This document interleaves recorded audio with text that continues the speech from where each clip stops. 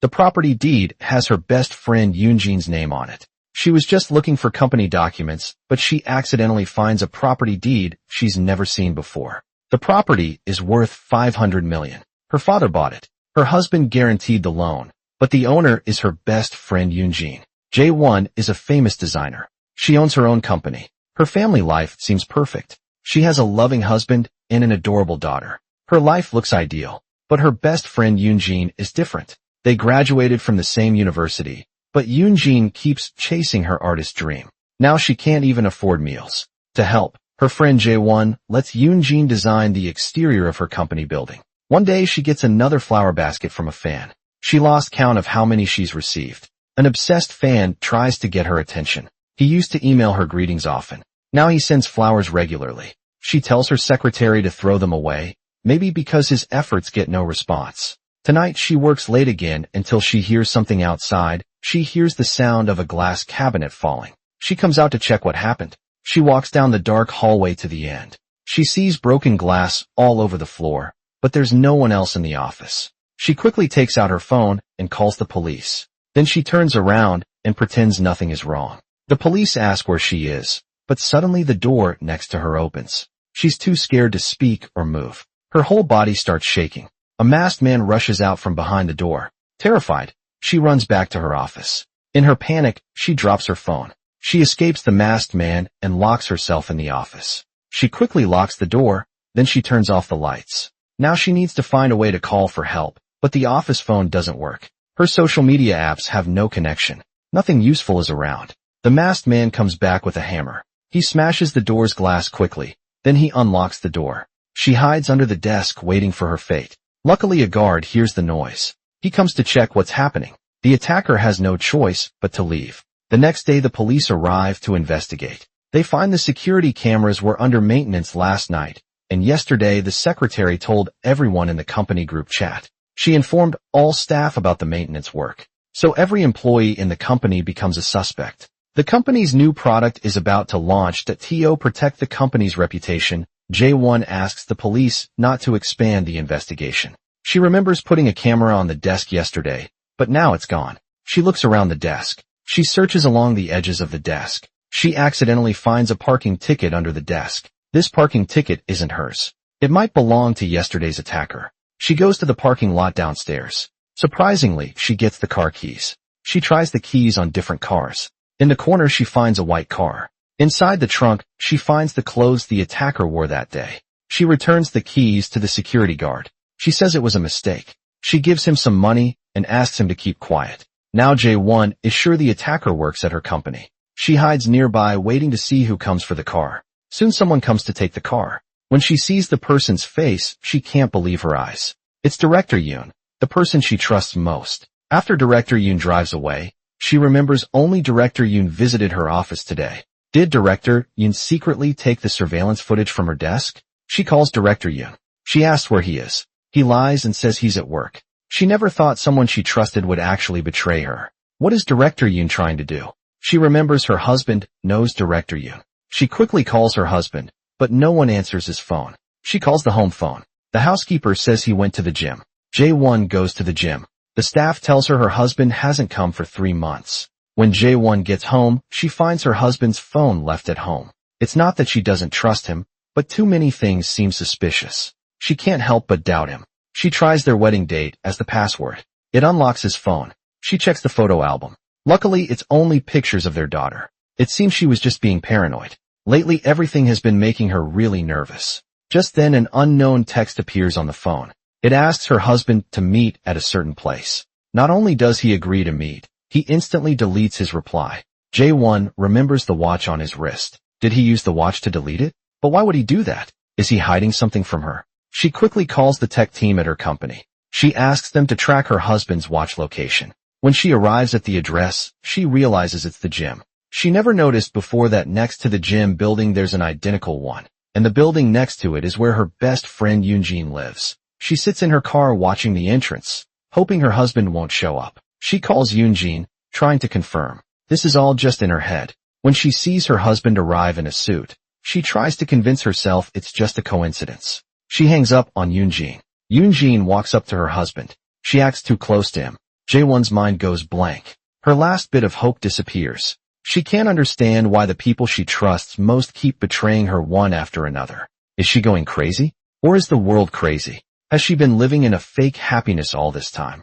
But it doesn't end there. An insurance agent visits her. He says her mom bought insurance before dying. The beneficiary is her father. Her father took the 500 million payout. He never told her about it. Also, before her mom died, she was hospitalized 3 times for poisoning. Her father was with her each time. Jae-won refuses to believe her father would poison her mom, even though he's her stepfather. They've always been close. But after what happened with her husband and Yoon-jin, she starts feeling paranoid. That night she drinks alone at a bar, thinking about everything that's happened. She breaks down crying. On her way home, she gets a strange text. It warns her walking alone at night is dangerous. She looks around and spots a suspicious car behind her. It's the same car that stopped her earlier. The car turns around and comes back. She runs toward a police car nearby. She almost gets hit by the car. Meanwhile, the police officer watches her interview video. She worries the officer might recognize her. She doesn't want to cause trouble for her company, so she decides not to report it. But because of this, the man in black follows her without fear. She runs to a nearby bridge and calls for help. The man catches her and grabs her neck. He pushes her into the river. When she wakes up again, she finds herself in a hospital. Her husband, stepfather, and the man who tried to kill her are there. She secretly promises herself to uncover the truth behind all this. If she hadn't seen it herself, she would never believe it. Her loving husband is hugging her best friend Yoon-jin. Yet every day he comes home and acts like he loves her so much. Finally, she can't take it anymore. She asks her husband why he treats her this way. She asks where he went yesterday. Why does the gym say he hasn't been there for 3 months? The husband explains he switched to a different gym, not the same one as before. Jae-won asks about the deleted texts. She says he deleted them because he's guilty. The husband says a friend invited him to the gym. He's still not used to his smartwatch. The texts were deleted by accident. She remembers how her husband looked that day. His clothes were different than usual. He was also carrying a separate phone. Could she have been wrong? Her husband hugs her to comfort her. He says he didn't notice her feelings lately. He promises to make it up to her to find out the truth. She asks her secretary to check about her fall into the water. But there were no cameras there, only an old man fishing at night. He called the police after seeing her fall in because it was dark. He couldn't see the attacker's face. The next day her secretary brings her soup. Her stepfather sent it. Her stepfather calls just then. He says he cooked it all night. He tells her to drink all the soup. Jae-won thinks of her mother's death. She pours the soup into the toilet. She throws the cup in the trash. She meets with the insurance investigator. She pays him to help investigate the truth behind her mother's death. Before coming here, Jae-won did some research. She knows the insurance agent used to be a detective. Investigating should be easy for him. But Jae-won doesn't know. Someone is watching them. Her meeting with the insurance agent is secretly recorded. Later she asks her secretary to check on Tae-oh. The secretary reports back. Tae-oh joined the company 4 years ago, but the person stalking and attacking Jae-won started sending emails 7 years ago. On the night Jae-won was attacked, someone saw Tae-oh at the hotel. So Tae-oh has an alibi.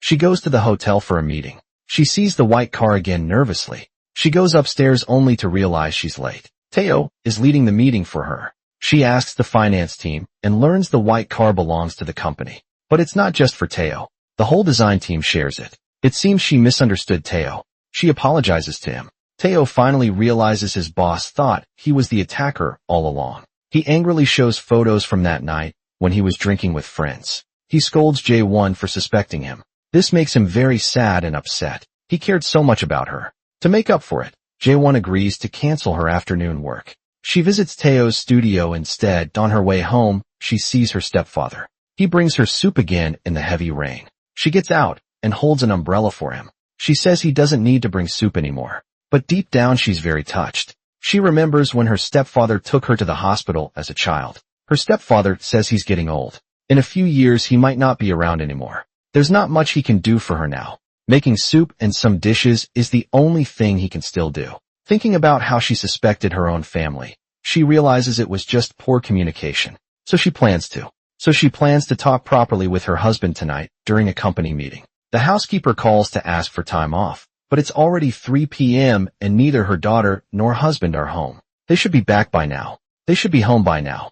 Jae-won quickly calls her husband, but no one answers. She drives to the kindergarten herself but the teacher tells her daughter took a sick day today. She didn't come to school this morning. She saw her husband take their daughter out. Where did these two go? The house is empty too.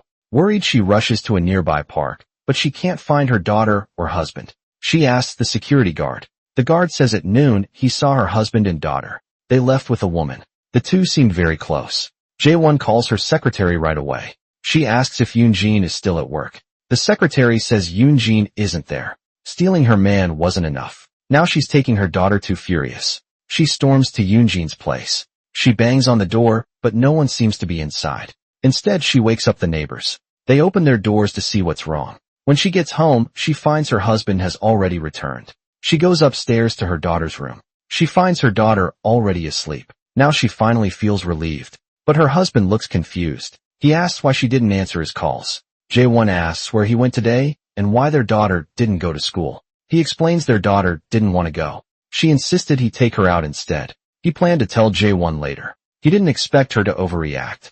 Jae-won is angry that even now he's still pretending in front of her. If she hadn't heard from the guard that he went out with another woman, she would have believed his convincing acting. She leaves home and heads to work. An old classmate calls her saying there's a class reunion tonight. Her best friend Yoon-jin is also there. Hearing Yoon-jin's name makes her even angrier. She sits next to Yoon-jin and sarcastically taunts her. Their old classmates notice the tension. They wonder why they act like enemies. In the end, she drinks alone until she passes out.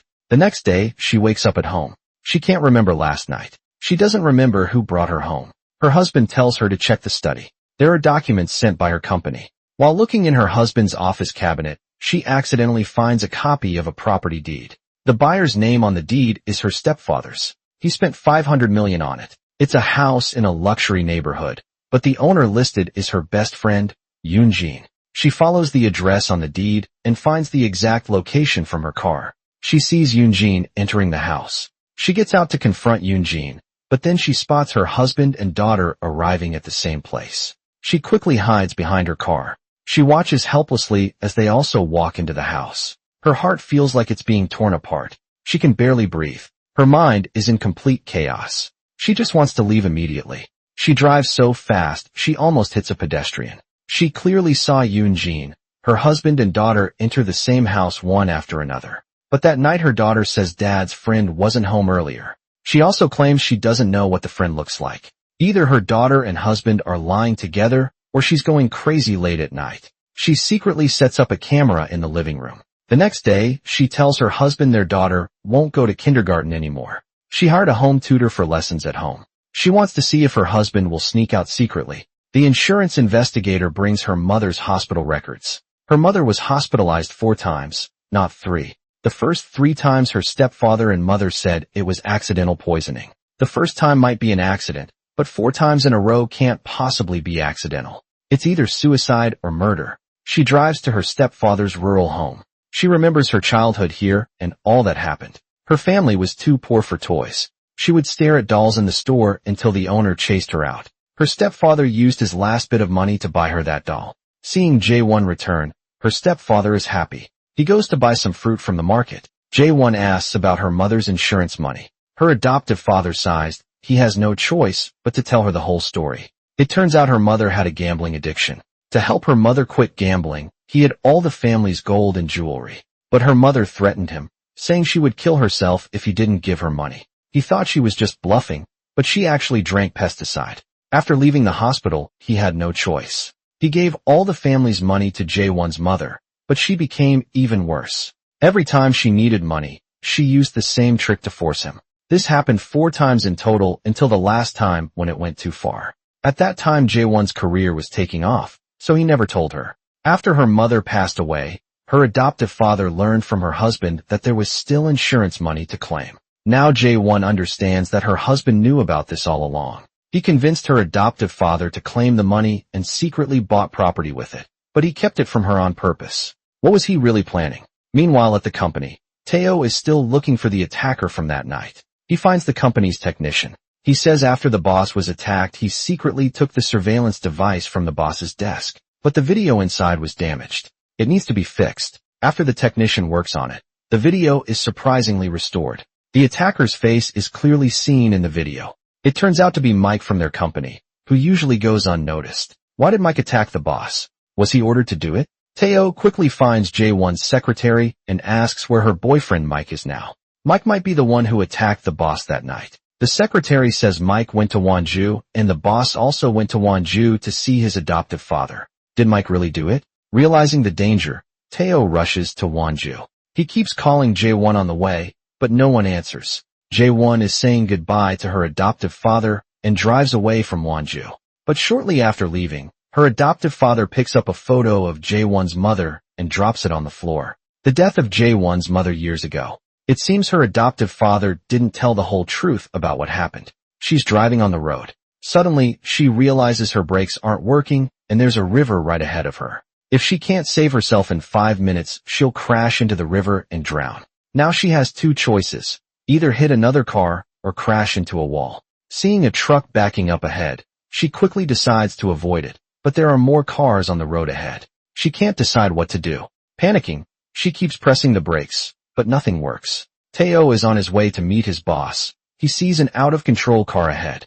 Isn't that his boss's license plate number? He quickly chases after it. He asks his boss what's happening. She tells Teo to think of something fast. Her brakes aren't working. They're less than a minute away from reaching the river. Teo has no choice but to take a shortcut. He speeds up to get in front of her car. He uses his big truck as a shield. Soon the two vehicles collide. Her car pushes the truck forward. They finally stop at the river's edge. Teo gets out to check if she's hurt. Luckily, she's just a little shaken up. There are no visible injuries. Soon traffic police arrive to handle the scene. Standing by the river, Jae-won remembers the past. She recalls the time she nearly drowned. This time it was so close, she could have lost her life, even though her subordinates saved her. She remembers how Teo hid things from her, and it's strange that he showed up here too. So she still can't fully trust him, but she thanks him anyway.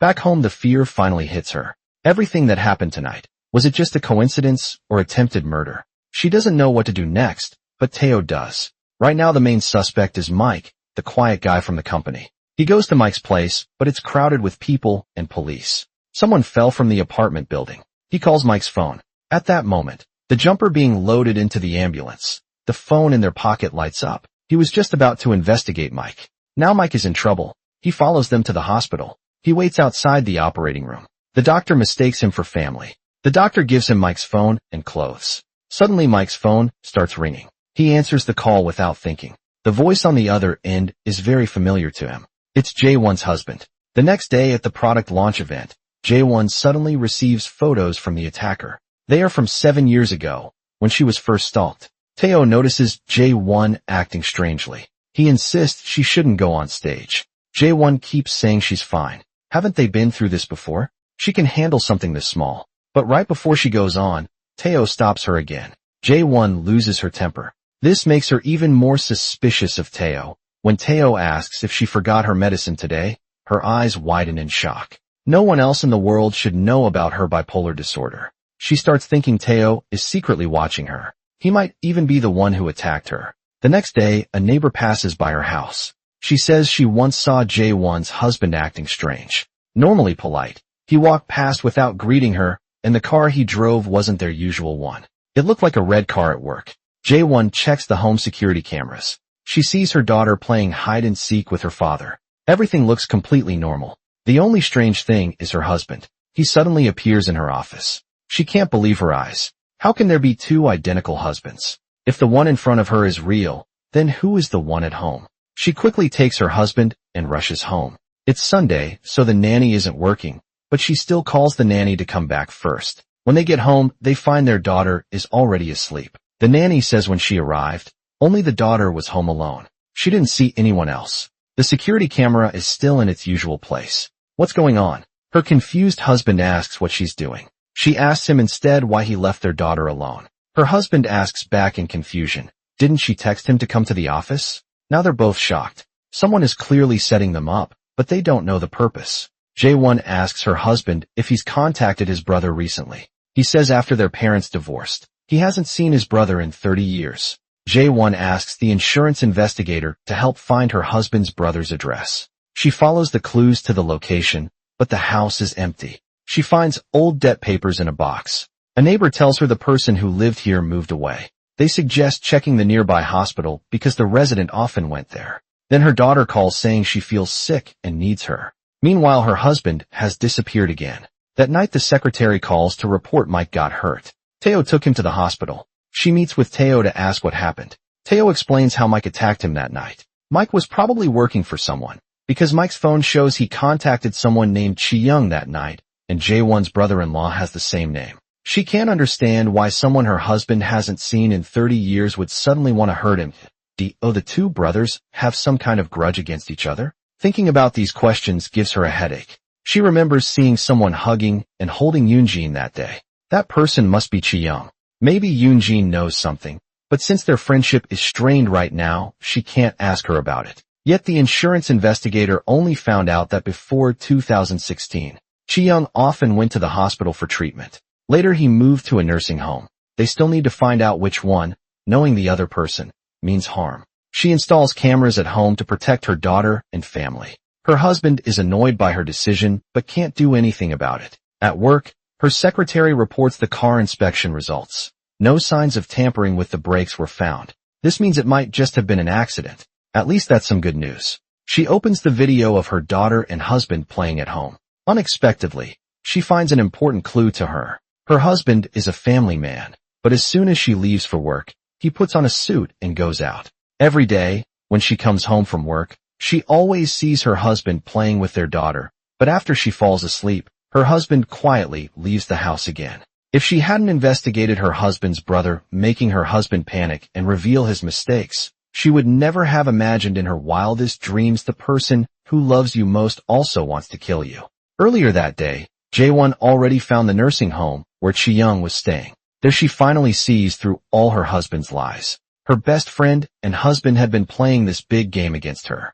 Now she plans to give them both a special gift. So she buys a potted plant and goes straight to Yoonjin's new home. Yoonjin looks shocked when she opens the door without waiting for permission. Jae-won walks right in. She starts looking around immediately and accidentally sees a child's car seat. Yoonjin asks how she found this place. Jae-won says it's to celebrate her promotion and that she invited Yoonjin's parents for dinner tonight. Her father was the one who gave her this address, so she came to pick her up. Yoonjin's father invested a lot of money in Jae-won's company, but never respected his own daughter. Jae-won quickly explains for Yoonjin this dinner is specially prepared. It's to celebrate Yoonjin's promotion, but Yoonjin looks very awkward. What makes her even more uncomfortable is that Jae-won also invited her husband. Though it's not the first time Yoonjin has met Jae-won's husband, she still seems very surprised. This is all part of Jae-won's plan. She wants to see how long these two can keep pretending. Earlier at the nursing home, the staff told her Chi-young was abandoned by his family. He actually passed away last year. His only brother, Soon-young, even visited. Now Jae-won realizes her husband lied to her. He knew about his brother's situation but claimed they hadn't spoken in 30 years. Also, the day she saw two husbands, she noticed her daughter only had one hair bow at home, but in the daytime video call her daughter wore two hair bows. Clearly the video was fake. The only one who would do this is her own husband, to make her think his brother was still alive. He's trying to distract her in front of Yoonjin's parents.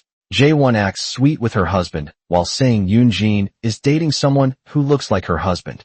This makes Yoonjin panic. She asks if Yoonjin told her parents. Yet her father says to bring him home, so everyone can meet him. Yoonjin has no choice but to agree. Yoonjin looks at Jae-won's husband, but he avoids eye contact. This funny scene almost makes Jae-won laugh. On the way back, Jae-won stays silent. Her husband senses she knows something. Otherwise she wouldn't have set up this situation today. Back home, Yoonjin smashes a flower pot in anger. Jae-won's husband gets home with her, then makes an excuse to leave. Jae-won outsmarted him, so he needs to talk to Yoonjin fast. Jae-won stops playing games. She tells him to stop. Now it's not too late to cut ties with Yoonjin, but he proudly admits everything and asks for a divorce. He also wants to take away their daughter, whom she loves more than anything, to force her to divorce him. He even shares details of his secret meetings. It turns out her husband has been cheating with Yoonjin for a long time. To hide it from her, he used his late brother's name. Jae-won trembles with anger. She demands to know why he betrayed her. She worked so hard for their family. Jae-won insists he must give her a reason. Seeing her stubbornness, he gives a hollow excuse. He says he has fallen for someone else. Furious, Jae-won smashes a flower pot. She cannot accept such betrayal. Seeing poison in the house reminds her of her mother. She was only 3 years old then. She saw her mother slit her wrists and bang her head against the wall. Her mother kept saying she couldn't live anymore. From that moment, Jae-won developed mental health issues. When Tae-oh learns about this, he confronts Yoon-jin and asks why she ruined their marriage. Now that Jae-won's marriage is ending, Yoon-jin thinks it's the best outcome. This is the best outcome for both of them. Meanwhile, Tae-oh sneaks into the company. It seems he has his own hidden agenda. Just when things seem settled, Tae-oh checks Mike's call records. He unexpectedly finds a new clue. Mike made 2 calls that night. One was to Jae-won's husband. But who did he call? The second time, Jae-won visits her friend. Her friend advises her to let go. After all, her husband no longer loves her. Jae-won goes to a law firm. She asks the lawyer if she can get custody. The lawyer says it will be very difficult. He explains that in her current situation winning custody is unlikely unless she can prove her husband is unfit to raise their child. She suddenly remembers the property deed she saw in the study that day. She searches the study at home, but no matter how hard she looks, she can't find the document. Then she notices the computer on the floor. Maybe she can find something there. To her surprise, she finds something immediately. In her husband's email inbox, there's one unread message. She opens it and looks. It shows her husband meeting Yoon-jin at a hotel. Watching the two in the video, the monster inside her wakes up again. That night she agrees to her husband's divorce request. Then she tricks him into drinking the poisoned wine she prepared earlier.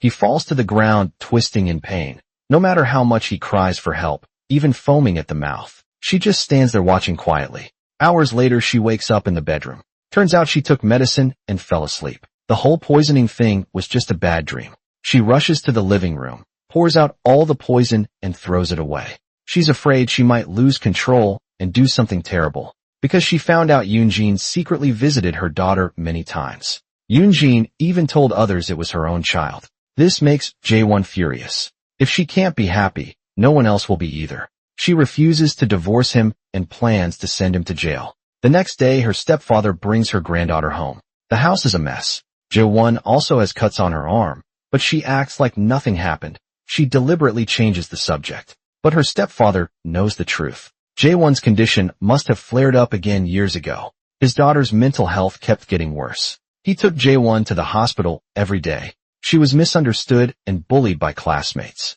The school even asked her to transfer. Jae-won didn't want to go to the hospital anymore. So her stepfather made her change her name and school. He promised to stop the hospital visits. This became their secret, but they didn't know. A hotel worker accidentally found out. Years ago, when Jae-won's career was just starting, Yoon-jin's father came to discuss an investment. Nervous Jae-won dropped her panic disorder medicine on the floor. Luckily, a quick-thinking worker helped her pick it up. Otherwise, her mental health issues would have been exposed. But she only met that worker a few times. She barely remembers his face. Now, today, she returns to that hotel. Memories remind her. That worker might have been Tae-oh. Tae-oh doesn't deny it. No wonder he asked about her medicine last time. She almost thought he was spying on her. Then the kindergarten teacher calls. The teacher asks her to come to school immediately. Recently, a woman has been standing outside the window. She keeps watching Jae-won's daughter. She even says she will replace Jae-won and her husband to pick up the child. So the teacher quickly calls Jae-won. Jae-won planned to separate peacefully from her husband, but before the divorce someone already wants her daughter. Clearly Yoon-jin is trying to take custody. But why is Yoon-jin so interested in her daughter at home? Yoon-jin tells her father she will bring her granddaughter home in a few days. Now he is officially a grandfather. This leaves Chairman Kwon completely shocked. Yoon-jin returns to her place. She toasts with Jae-won's husband. Their secret affair is finally coming to fruition. Little do they know, at the evening painting reveal Jae-won has prepared a big surprise for her. In front of everyone, Jae-won brings a whole bag of cash. This is the payment she gave Yoon-jin. Yoon-jin throws the money aside. She asks Jae-won what she's trying to do. Jae-won pulls Yoon-jin to the center of the painting. She says the woman in the painting looks sad. Could it be Yoon-jin herself? So she decides to hire another artist. She wants to repaint the background. Then she pours paint on it in front of Yoon-jin.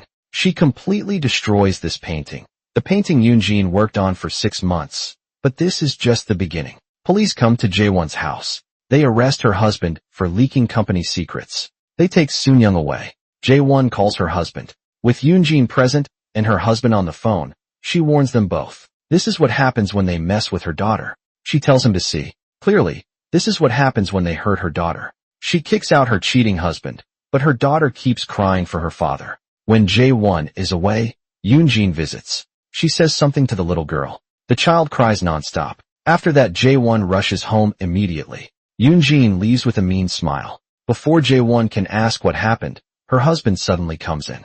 The girl stops crying when she sees her dad. She runs into his arms. Jae-won doesn't know what to do about this. After Soon-young puts their daughter to sleep, Jae-won tries to make him leave. Her stepfather stops her. Just let Soon-young stay for a few days. Otherwise the child will wake up and start crying again. Jae-won doesn't want to, but has no choice. The next day, she rushes to the law firm. The lawyer explains the custody rules to her. One rule says, if either spouse has a mental illness, the other spouse can use it to take custody away. She hurries back home. She puts her medicine in her bag. She plans to hide or destroy it. But suddenly her husband appears behind her and scares her. He asks what she's looking for. Jae-won says now that they're like this, it's not right for him to care about her private matters. But one thing confuses her. He clearly cares about their daughter. So why did he get close to Yoon-jin? She wants him to explain, but he says strange things instead, like how he wants her to live in hell, to become the most miserable person. His serious face shows he's not joking. Jae-won is completely confused. Since he won't explain, she decides to hire someone to investigate. That night Jae-won attends a press event. Here she sees her best friend Yoon-jin again. She plans to expose her husband's affair with Yoon-jin. Then her phone gets a message from a stranger. It's a photo of Jae-won at the event. She looks around the room, she can't tell who's playing this prank. More photos keep coming. Then one shows a medicine bottle box. This makes Jae-won nervous. She quickly leaves the event. Seeing Jae-won's panic, Yoon-jin looks pleased. She spots her old flame upstairs, but Jae-won's husband looks cold that he came to check one thing. In Yoon-jin's car he finds an unfamiliar phone.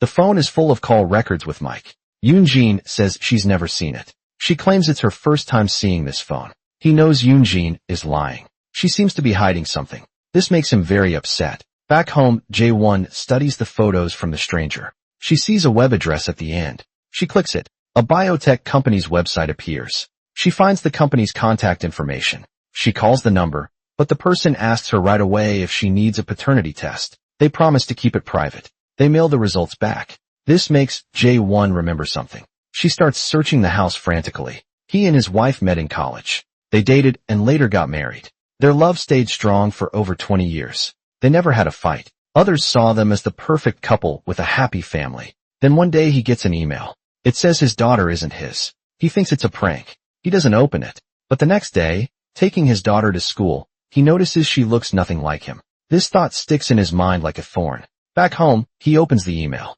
Inside is an old photo of his drunk wife being led into a room. This makes him even more uneasy. He takes his daughter's hair and his blood to the testing company. But when he gets the results it feels like a lightning strike. He can't believe this cruel truth. He feels like he's dreaming. His wife notices something is wrong with him. She finds the test report at home. The report shocks Jae-won just as badly. Now she finally understands why her husband has been acting this way toward her. She tries to remember the past, but the more she thinks, the more confused she feels. It even scares her. She's afraid her illness might have caused everything that's happening now. 7 years ago, at a product launch event to please a business sponsor, she drank a lot with him. Yoon-jin's father also encouraged her to drink more. That night she drank until she passed out. She stumbled, trying to leave the venue when her husband called her, but she was too drunk to even hold her phone. Someone picked it up for her. She didn't see who it was. What happened next? She remembers nothing. The next morning, she woke up in a hotel.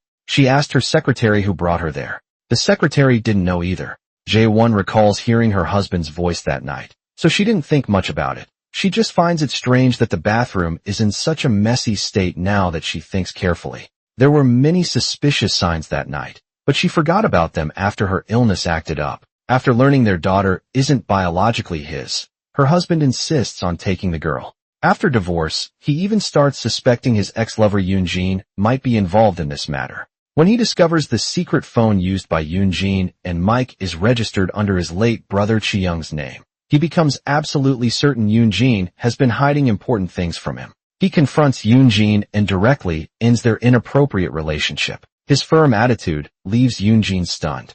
Jae-won drives back to her adoptive father's house and tells him about the upcoming divorce. As always, Her father comforts her on her way back. Jae-won thinks about her daughter, who grew up with her husband's help, step by step. Maybe she should really give up custody. But this thought makes her heartbroken. The daughter she carried for 9 months isn't hers. She doesn't even know who the real father is. She kneels before her husband and begs for forgiveness. Her husband says nothing that night. She mysteriously disappears. When she returns 2 days later, she acts like a different person. She cheerfully greets her husband and acts normal. There's no sign. She's pretending no one knows where she went. No one knows where she was those 2 days. Her husband, who planned to divorce her, starts looking into what really happened. He notices that since returning, his wife takes headache medicine every morning. She often forgets where she put the medicine. He carefully asks her questions, but finds nothing unusual. He goes to her father for information.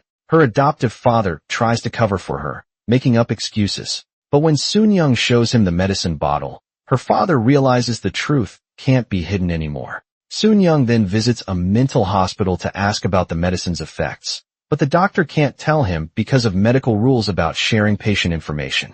This makes Soon-young even more suspicious. He finally tells the doctor about his wife's recent symptoms. The doctor suggests he should bring his wife to the hospital immediately. Waiting longer could lead to serious trouble. She might even need long-term hospital care. Hearing this, he freezes in shock on his way home. He thinks about past years. He remembers his wife once had a period when she often forgot things too.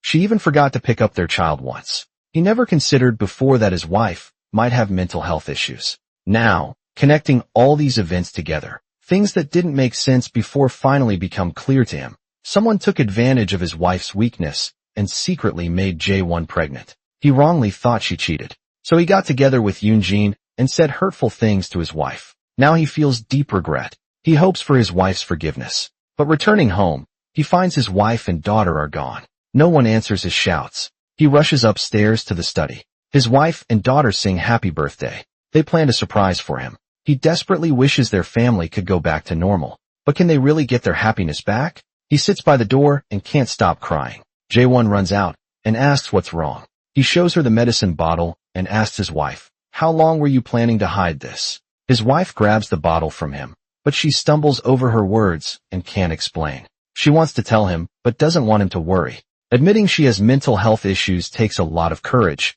even if her husband doesn't mind. She fears what others might say. Soon-young already understands everything. He doesn't need her explanation. For over 20 years he didn't know his wife was sick. She suffered alone all this time. If his wife isn't happy, how can he be happy? She learns online that she's getting divorced from Yoon-jin. She hears her daughter isn't her husband's. She didn't just forget because she was busy. She chose to lose some memories. Because of this, she doesn't even know who fathered her child. Her husband starts investigating her. He checks security footage from that night 7 years ago. He crosses off people who aren't suspects one by one. In the end, only 2 people seem suspicious. One is the insurance investigator who suddenly showed up that night. The other is someone who wasn't on the guest list. His face looks familiar, but no one knows who he is. Soon-young asks Tae-oh from Jae-won's company if he remembers this person from the event. Tae-oh says this man is actually Yoon-jin's ex-boyfriend. 7 years ago, Yoon-jin tried to kill herself. They wonder if it's connected to him. Soon-young recalls meeting him briefly before. During his investigation, he notices Yoon-jin has been following Jae-won lately. He doesn't know what she's planning, even though they cut ties. Before Soon-young confronts Yoon-jin again, he plays a recording of Yoon-jin calling her father after Mike's suicide, using her phone as blackmail. He warns her to stay away from Jae-won, but Yoon-jin doesn't care. She starts causing more trouble between the couple. To make Jae-won remember the past, she even takes her back to their old high school. This trick works. Jae-won starts remembering things, but she only recalls high school memories, not the secrets about Yoon-jin and Soon-young. The amnesiac, Jae-won, even thanks her friend Jae-won remembers some things. But what Jae-won remembers are only high school memories, not about Yoon-jin and her husband, still forgetting. Jae-won thanks Yoon-jin. If not for Yoon-jin back then, who introduced me to the R-teen group, I wouldn't be who I am today. Yoon-jin just finds this funny. Jae-won hasn't been home for long. Her husband Soon-young calls her. She says she's just out for fresh air. She sends him a photo to show she's safe. But Soon-young notices something wrong when he sees the photo's location. He rushes to where the photo was taken. Now Yoon-jin finally shows her true colors. Right in front of Jae-won. She says what she really thinks. She wants to be J1, even replace her. J1 is confused by her words. That night she saw with her own eyes her boyfriend enter J1's room, just pregnant. At the time the shock made her lose the baby. After losing her child, she blamed everything on J1. She swore to destroy J1's family. She wants J1 to feel the same pain. Soon Young arrives with director Teo. They finally find this place. Seeing his wife is safe, Soon Young feels relieved. But Yoon-jin won't let them be at ease. Right in front of the married couple, she purposely says director Teo likes J1 and asks if Soon Young likes her too. This makes everyone uncomfortable. Only J1 still naively tries to calm things down. Then Yoon-jin brings up their daughter on purpose. She asks why the daughter doesn't look like her father at work. She sees a news article about herself. It says she's divorcing her husband. She thinks it's just another fake story by some gossip media. But the more she reads, the more shocked she gets. The article even includes a photo of her husband being arrested by police. It says he's suspected of leaking company secrets. After looking closely, she confirms the man in the photo is definitely her husband. She wonders if fake news has gotten this convincing. Now at home she asks her husband about it, but he refuses to explain. He just tells her to wait a while longer. He says she'll get answers soon. Soon she finds some strange notes written in her notebook. There's also a stranger's business card tucked inside. She calls the number on the business card. The person knows her name. They seem very familiar with her. She asks to meet them in person. She shows them the notes from her notebook. She asks if they know what these two words mean. They tell her this might be about framing her husband, leaking company secrets and notes from fighting for child custody. Didn't she hire them to do all these things? Hearing this, she can't believe her ears. She loves her husband so much. How could she do such things? The investigator shows her a video of her throwing paint at Yoon-jin and secret recordings of her spying on employees. She's shocked and confused. Not only did she lose her memory, she also did terrible things. That night, she has a scary dream. In the dream, Yoon-jin wears black clothes and chases after her. She pushes J1 off a bridge the next morning on her way to work. She sees the bridge from her dream. As she walks across it, all her memories come back. Finally, she remembers everything. At this moment, Soon Young suddenly arrives at the headquarters of a medical company. He walks straight into the manager's office, ignoring the secretary's attempts to stop him. He punches the man with a left hook. The person he hits is none other than Yoon-jin's ex-boyfriend Tom. After teaching Tom a lesson, Soon Young goes to find Yoon-jin. He asks if she knew all along about what happened 7 years ago. Yoon-jin doesn't deny it. Because of what happened 7 years ago, she lost her child and everything. Who else can she blame but J1?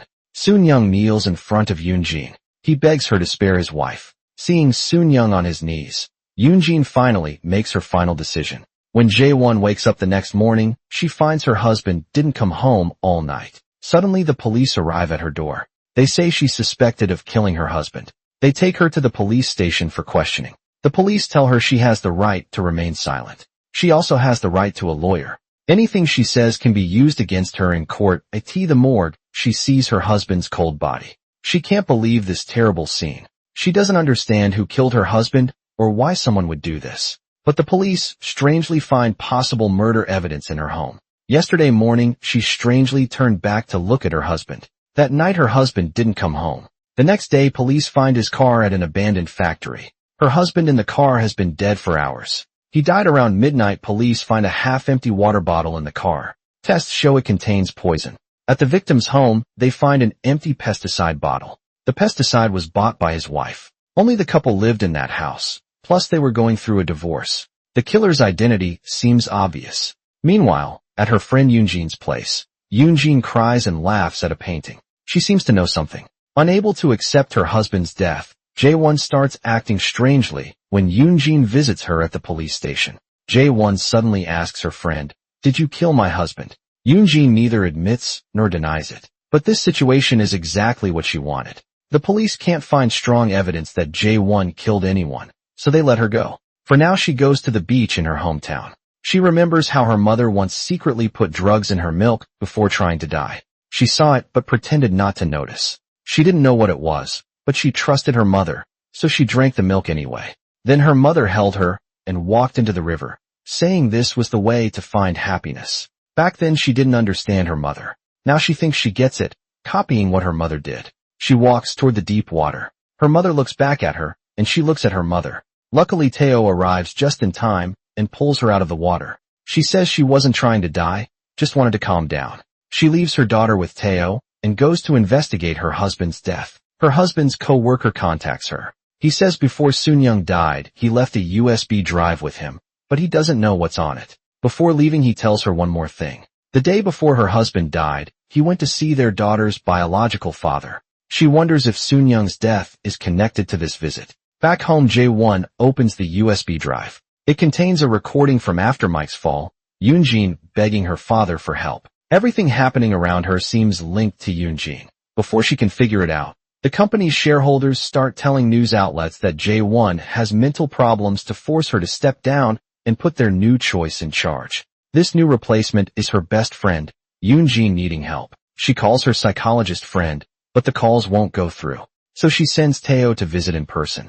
But when Teo finds the person, they say they don't know Jae-won and have no personal connection. Hearing this, Jae-won realizes her so-called friends might not be real. Is this the company's doing or just her imagination? But Jae-won clearly remembers all these years, the conversations she had with her best friend, the things they did together. Especially when she faced difficulties, Yoon-jin always appeared by her side right away. She never doubted it before, until Yoon-jin showed up in her house late at night and made breakfast with her in the morning, even appeared on the hospital quarantine bed. When Yoon-jin asks with concern what's wrong, she finally faces the harsh truth and gets admitted to a mental hospital. But her condition doesn't improve after admission. Her hallucinations get worse. She even dreams of falling off a bridge. Every night the doctor tells her there might be an unsolved problem deep in her subconscious that keeps bothering her, causing the same nightmare. She keeps remembering that bridge accident, but the chaser keeps changing.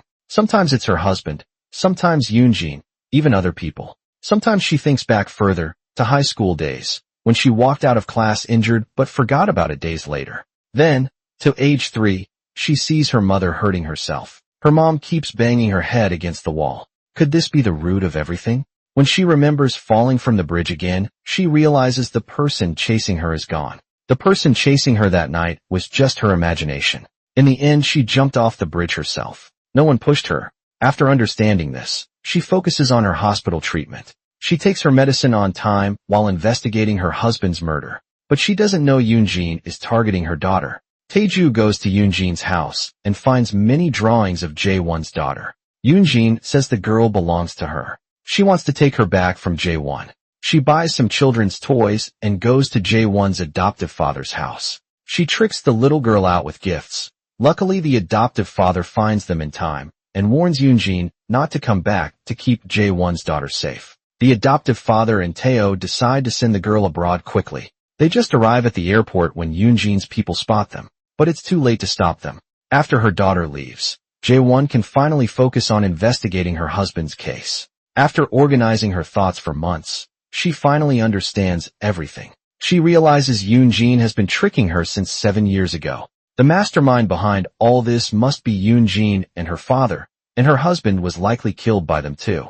She follows the doctor's treatment these months. She stops having nightmares and hallucinations. The doctor tells her she can leave the hospital. Shortly after she steps out, a female officer stops her. She says she has questions about Jae-won's husband. The case of Jae-won's husband has taken a new direction. Police now suspect someone else is the killer. But there are still some doubts they can't figure out, like the electronic watch on the victim showing his pulse stopped after 1 a.m. But the autopsy says he died between 10 p.m. and midnight. And why did her husband attack Tom before that? To keep her revenge plan safe, Jae-won doesn't give the police useful clues. After leaving the hospital, she goes to a cafe. She meets a woman with scars on her face. The woman brings her what she needs most. Turns out, while in the hospital, Jae-won secretly writes letters to Tom's ex-girlfriend. The girl was abused by Tom years ago. She has been planning revenge for a long time now. With Jae-won's help, she even brings evidence of Tom's fraud. Soon the prosecutor's office receives the report. Tom is called in for questioning. Tom tries to bribe his way out of trouble. He doesn't take the matter seriously. He still parties all night at the bar. He even plans to take a girl home later. But Yoon-jin's father worries this might backfire and affect him. He secretly sends someone to follow Tom. When Tom gets too drunk to move, the killer hits him with a car. Jae-won watches from a distance, seeing everything happen. This is just the beginning of her revenge plan. During the day, she brings a congratulatory flower basket and personally gives it to Yoonjin. They say dead bodies don't lie, but the police report shows two different times of death. One is from the victim's smartwatch, which says the pulse stopped at 1 a.m., but the autopsy report says the death happened between 10 p.m. and midnight. Which one is the real time of death? Just as the police are stuck with no leads, the truth is actually uncovered by the victim's wife. Turns out, while the wife was suspected as the killer and locked up by the police, she secretly sent someone to investigate. She learns that before her husband died, the last person he met was her best friend Yoonjin. But Yoonjin has an alibi. She knows Yoonjin recently hired Taeju as her helper. That abandoned factory was once the site of an unsolved murder case. So if Yoonjin wanted to kill someone, she'd naturally pick such a perfect spot. Plus, Yoonjin's father canceled all his plans after 10 p.m. that night and rushed out of his office in a panic. This suggests the husband's time of death was most likely around 10 p.m.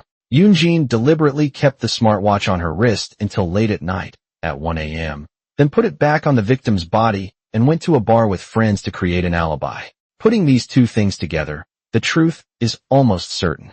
Now she confronts Yoonjin's father to force his hand. The old man drops his act and tells her about his plans all these years. Turns out his so-called support and investments were fake, just to make Jae-won a stepping stone for his daughter. He only trained Jae-won to be Yoonjin's running partner. But Jae-won turned out to be too good at her role. She always outperformed Yoonjin. That's why 7 years ago they got her drunk and did those terrible things to her. They planned to use it as blackmail against Jae-won later, but Jae-won's husband found out while investigating. That's why they killed her husband. Chairman Kwon doesn't fear Jae-won at all. He's not worried about her revenge. He even sent people to openly steal the recording from her home. If not for the passing police siren, they might have killed her too. Tae-oh checks and finds no broken doors or windows. The intruder didn't get inside yet, but they'll definitely come back the next night. When Taeju breaks in again, Jae-won lets him enter. She tries to bribe him to switch sides, but Taeju isn't here for the recording. He came to kill Jae-won. He grabs her by the neck, just as Jae-won can't breathe. Tae-oh arrives and stops Taeju. Taeju was once a detective. He easily overpowers Tae-oh, but then Taeju suddenly stops. Taeju lets go of Tae-oh and leaves. No one understands what he wants. Tae-oh tells Jae-won to move away, but Jae-won decides to stay. She wants to fight Chairman Kwon. She has a secret plan. Earlier, she bribed Chairman Kwon's secretary. She got many documents about Chairman Kwon's crimes. She visits the politician. She brings gifts he likes. The politician is pleased. When the time is right, Jae-won shows proof of Chairman Kwon's corruption. Meanwhile, Mike wakes up from his coma. Chairman Kwon sends killers again, but Mike is no longer in the hospital. Worse still, the police investigate his company. They look for bribery evidence. The politician stops taking his calls. Despite the trouble, Yoonjin stays calm. She gives documents to reporters. She tells them to wait for her signal. Jae-won visits Chairman Kwon again. She plays her husband's secret recording. Hearing the recording, the best friend's father finally loses his cool. Jae-won warns him. Mike is already under police protection.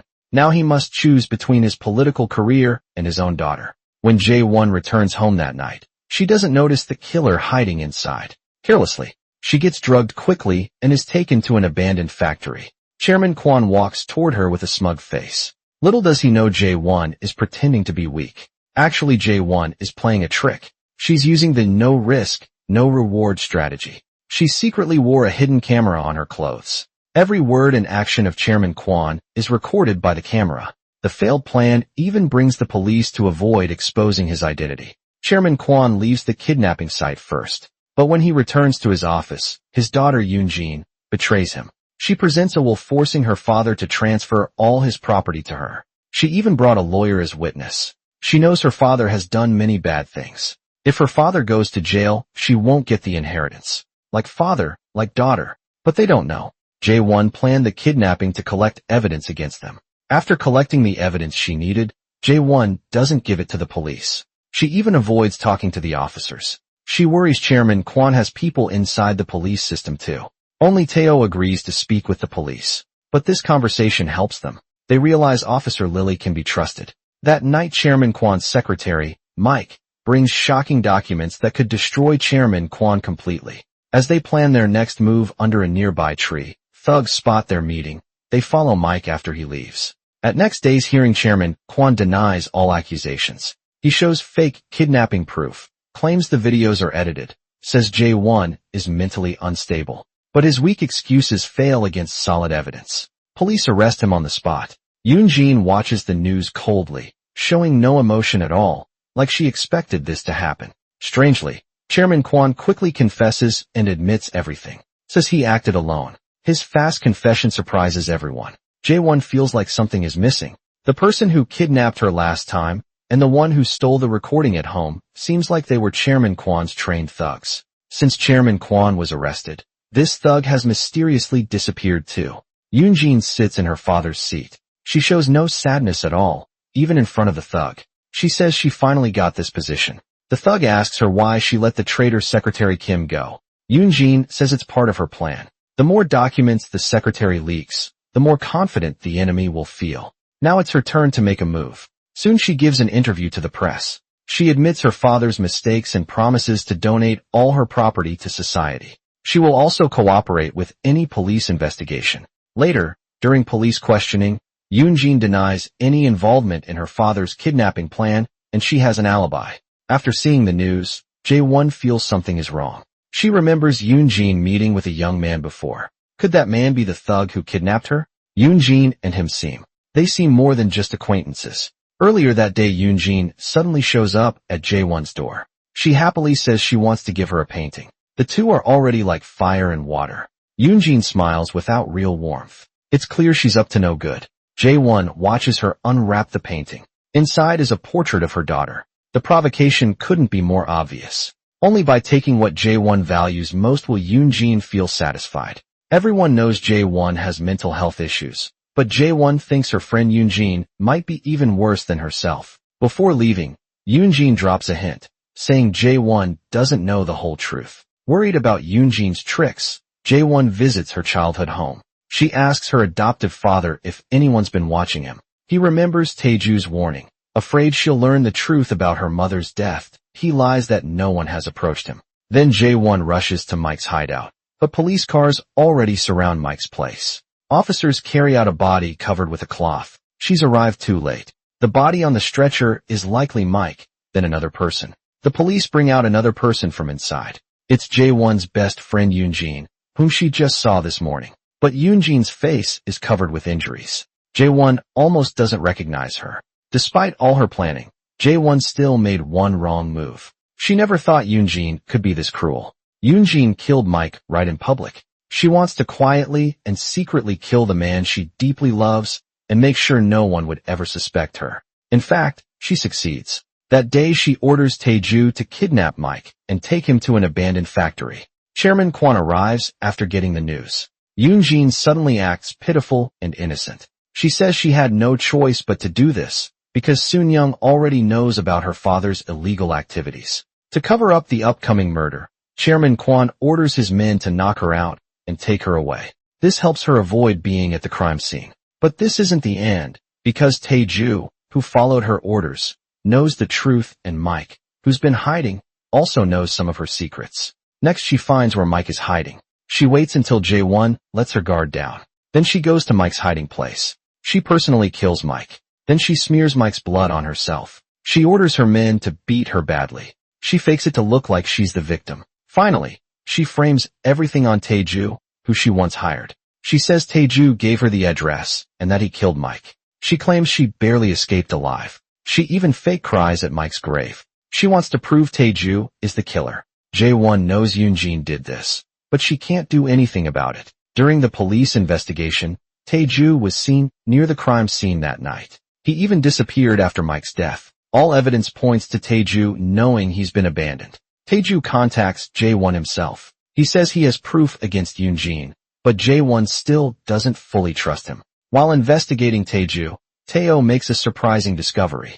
Taeju actually knows Jae-won's mother. Years ago, Jae-won's mother was arrested for gambling. That night at home, she finds a package on the floor. Inside is a USB drive that it looks like Taeju sent this. The video inside shows how Soon-young was killed. Seeing her husband's murder scene is too much for Jae-won to handle. Just as she suspected, all of this was planned by Yoon-jin. But Yoon-jin's plan isn't over yet. Soon Jae-won's adoptive father is arrested recently. News reports reveal. Jae-won's adoptive father poisoned his wife 7 years ago for insurance money. Only he knows the full truth about what really happened back then, since he hid it for so many years. He must have a painful reason. Jae-won starts visiting her childhood home, asking the locals for answers. But after days, she finds nothing. Soon her father's trial begins. Yoon-jin comes to mock her. Watching her father get sentenced must be quite a show for her. In court, the lawyers argue fiercely, revealing many hidden details. After Jae-won's mother died, her father refused an autopsy. Even Jae-won didn't know this. It's strong evidence against him. The witnesses from back then either moved abroad or agreed that the adoptive father had killed someone. None of them could help. The adoptive father's case goes to court again. This time the opposing lawyer reveals that Jae-won was once admitted to a mental hospital. So all her testimony is invalid. They even force Jae-won to admit that she has a mental illness. Seeing his daughter pressured like this, the adoptive father stands up and confesses in desperation. He admits he did it. After all, he confessed himself, he killed his wife to get the huge insurance money. All the relatives and neighbors believe he's guilty, but the daughter insists her father is innocent. However, her mother's doctor says her mother was hospitalized 4 times for poisoning. Each time her father was with her. After her death, he refused an autopsy. Then he secretly took the insurance money without telling his daughter. This clearly shows he killed his wife for the money. But the judge delays the final verdict because there are things the judge can't figure out. If he wanted to kill her, why did he try 4 separate times? He could have just not called for help. Was he trying to hide his crime? More importantly, the victim's daughter still insists her father is innocent. She even says her mother's old friend, Tae-ju Nam, can prove her father is innocent. But now Tae-ju Nam is a wanted killer in another case. How could he risk coming to court as a witness for her father's case? Jae-won keeps trying to contact him, but his phone is always unreachable. Her father's trial starts again. Jae-won feels helpless and anxious. Her friend Yoon-jin walks over with a smug face, telling her to stop wasting time. Seeing Yoon-jin's arrogant look, Tae-ju's disappearance must be connected to her. Turns out the killer Yoon-jin, hired last night, did find Tae-ju.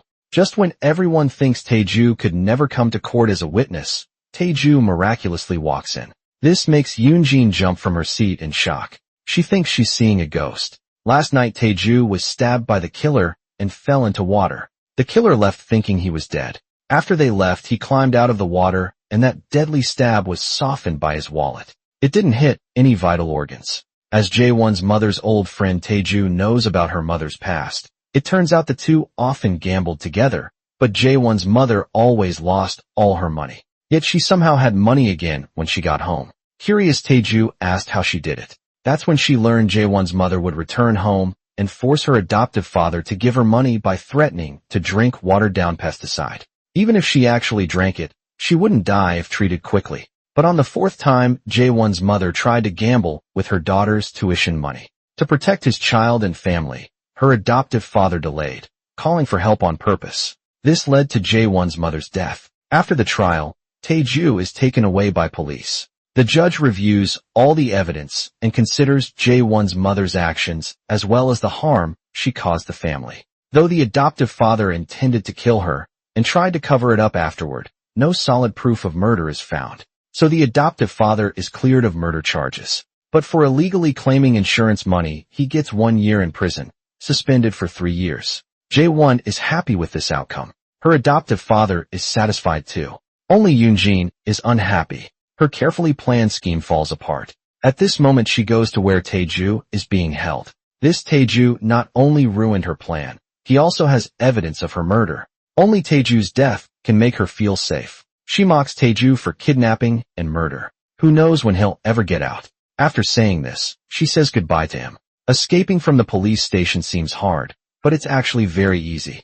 You just need a cop to bring you things. Then pretend to foam at the mouth and collapse. The police will rush you to the hospital, then fake needing to use the bathroom. Take out the gauze and drugs that your inside helper prepared earlier. Use them to knock out the officer watching you. Now you've escaped successfully, and no police will chase you. The escaped Tae-ju immediately calls his employer demanding the deal they agreed on, trading his video evidence for 1 billion won. But just hours earlier Yoon-jin learned from Jae-won that her kidnapping video of Soon-young got leaked. Why would she pay him now? Taeju says his copy is the original. Jae-won only has a backup copy. Besides, Jae-won won't release it, not if it risks her daughter's safety. Yoon-jin agrees to meet him. The video doesn't matter to her anymore. She just wants to kill Taeju. Dead people can't talk. Taeju knows this too. Yoon-jin will never let her go. She calls just to lure Yoon-jin out. She's only helping the police with their plan.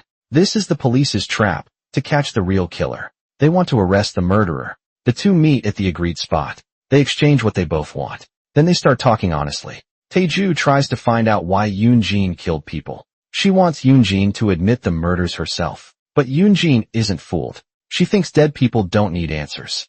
Yoon-jin never planned to let her live before getting answers. They start fighting. Lily and others listening nearby have to step in to help. Seeing others there, Yoon-jin realizes it's a trap. She leaves her killer behind and runs. The police catch the killer easily. Jae-won visits Taeju at the police station. She thanks him for testifying about her adoptive father. She gives Taeju some advice. He saw Mike die with his own eyes. Now it's time to point out the killer. Yoon-jin still won't admit to the murders, but the police still got the video of Soon-young being kidnapped. Now both Soon-young and Mike's deaths are connected to her. Just as the police issue an arrest warrant, Yoon-jin quickly hides. It seems the rest of her life will be spent running and hiding. Meanwhile, Jae-won returns to her old company and continues working as CEO in her former position. Everything seems to go back to normal. On her way to pick up her daughter from the airport, Tae-oh suddenly calls her. He says her daughter posted her return date on social media. Just as they feared, Yoon-jin is already waiting at the airport. Yoon-jin asks if the girl recognizes her. The girl politely says yes. She manages to pick up Jae-won's daughter first. When Jae-won arrives at the airport, her daughter is already gone with Yoon-jin. Yoon-jin takes her to a cake shop for ice cream. She buys her lots of gifts, but the girl doesn't know Yoon-jin will kill her soon. Looking at the kind-faced woman, the girl keeps complimenting her beauty. Meanwhile, the girl's mother is desperately searching for her daughter in the car. She suddenly gets a call from Yoon-jin. After arguing with Yoon-jin, Jae-won finally learns her daughter has returned home safely. Jae-won rushes back home. She hugs her daughter tightly. When she sees her, she fears her daughter might disappear again. Though relieved now, she still doesn't understand what Yoon-jin was really trying to do. Yoon-jin had made up her mind, but the girl's innocent words and her trusting, open heart touched the soft spot deep inside Yoon-jin. She used to be like that too, pure-hearted and free of worries. But somewhere along the way she slowly became like this. The little girl reminds her of the purest part of her own heart. She can't bring herself to hurt the girl, so she sends Jae-won's daughter home. That night she walks alone on a quiet road. A passing truck suddenly hits her. Is this the end of her life? Lying on the ground like a dead dog before dying, Yoon-jin recalls her whole life and all the moments she shared with Jae-won. How did she end up like this? A year later, Jae-won quits as CEO. Tae-oh takes over her position. Before leaving, she tells all employees she shares her history of mental illness and thanks everyone for their support over the years. Jae-won moves to the countryside with her daughter. They live with her adoptive father. Her daughter behaves well. She doesn't ask about her father anymore. Jae-won doesn't know how to explain things to her daughter. Life becomes simple and quiet, but having family around makes it peaceful and comfortable. Sometimes she still thinks about the past. Her adoptive father notices her sadness. He gives her a long vacation to travel alone, but when she arrives at her destination, the landlord looks exactly like her mother. She realizes her illness has returned. She's hallucinating again. Now she finally understands her mother is her biggest unresolved pain. Until she faces it, the hallucinations won't stop. Her mother keeps appearing around her, cooking meals and serving tea, acting like a kind and loving mother. But Jae-won asks the question burning inside her. Why? When she was 8 years old, did her mother try to kill them? Both people say even tigers don't eat their cubs. She doesn't believe her mother really wanted to kill her. She pours out all the resentment she's held against her mother over the years. She says everything that's been on her mind when she was little. Her family was very poor. They could barely afford food. Her mother once thought about leaving her behind and running away, but in the end she couldn't bring herself to do it. Her mother sincerely apologizes to her. She tells her to forget the painful past. Through the illusions she created, she finds a way to forgive herself. One day she takes her daughter to visit her husband's grave. Her daughter cries sadly for a while, but she quickly accepts reality. Then she seriously tells her father about her achievements over the years. Teo hires Jae-won as the company's designer. They often confuse their professional and personal relationship, leading to funny misunderstandings. Jae-won realizes she can't keep taking Teo's kindness for granted without giving him a clear answer. She has a serious talk with Teo. She says it might take a long time for her to move on from her past feelings. Teo says he's willing to wait, no matter how long it takes. Only then does Teo realize Jae-won is giving him a chance. He's so happy he starts rambling excitedly. He's so excited he can't speak properly. He asks how long he really has to wait. It won't be until after their kids get married, right? He says they should hurry up. He keeps asking Jae-won for an answer.